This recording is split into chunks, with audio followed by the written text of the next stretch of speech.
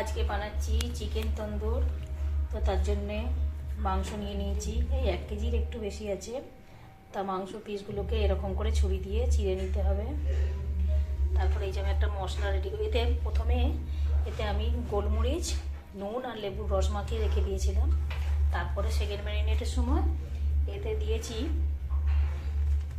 আদা রসুন বাটা 2 চামচ, টক দই 200 গ্রাম, গরম মশলা 1 চামচ, আর ফোটা ফুড কালার দিয়েছি, সর্ষের তেল 4 চামচ, তন্দুরি মশলা আছে 4 চামচ, কসুরি মেথি 1 চামচ, আর বেসনকে একটুখানি কড়াই নেড়ে নিয়ে 1 চামচ, আর স্বাদ মতো নুন।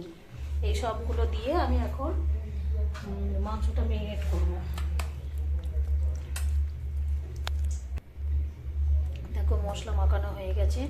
এই যেগুলো কেটেছি না, এখানে ভালো করে এরকম করে করে একটু মশলা ঢুকিয়ে দিতে হবে, তাহলে ভেতর পর্যন্ত পৌঁছাবে। তো এটা আমি এখন 2 ঘন্টা রেখে দেবো। এটা ওভারনাইটও রাখা যায়, তো যাদের কাছে টাইম থাকবে তারা ওভারনাইটও রাখতে পারো। তো আমি এখন 2 ঘন্টা রেখে দেবো, 2 ঘন্টা বাদে আসছি। তো আমার ম্যারিনেট করা হয়ে গেছে। আমি বেশিক্ষণ করতে পারিনি, ঘন্টা 2 মতো করেছি, কারণ আমার হাতে টাইম ছিল না। এখানে মাইক্রোওভেন প্রিহিট করতে দিয়েছি। তার মাঝখানে আমি একটুখানি চা খেয়ে নিচ্ছি, কারণ এই ভিডিওটা আমি সন্ধ্যেবেলা শ্যুট করেছিলাম। তো আমি মাইক্রোওয়েভ কনভেকশনে দিয়েছিলাম, তো 1 পিঠ হয়ে গেছে। 20 মিনিট দিয়েছিলাম। এবারে এটা এরকমভাবে উল্টে তারপরে আবার আরেক পিঠ আবার 20 মিনিট দিয়ে করব।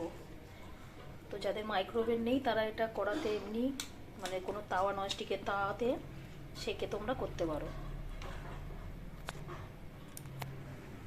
তন্দুরের সাথে গ্রিন চাটনি বানাবো। দেখো আমার ছাদ বাগান থেকে তুলে নিয়ে চলে এলাম টাটকা তাজা পুদিনা পাতা। নিজের গাছের জিনিসই আলাদা।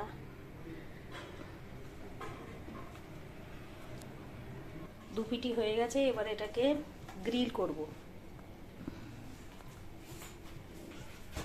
গ্রিল করার আগে একটু বাটার ব্রাশ করে নেবো এগুলোর ওপরে। তারপর যখন আবার উল্টাবো তখন আবার ওই দিকগুলোতেও দিয়ে দেবো।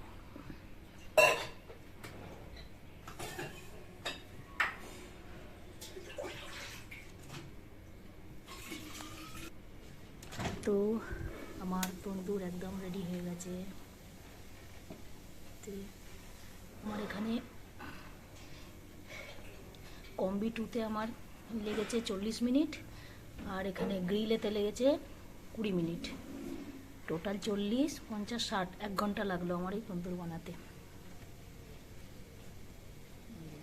দেখো দাঁড়াও, পরে দেখাচ্ছি। এই যে বের করে নিয়ে চলে এসেছি।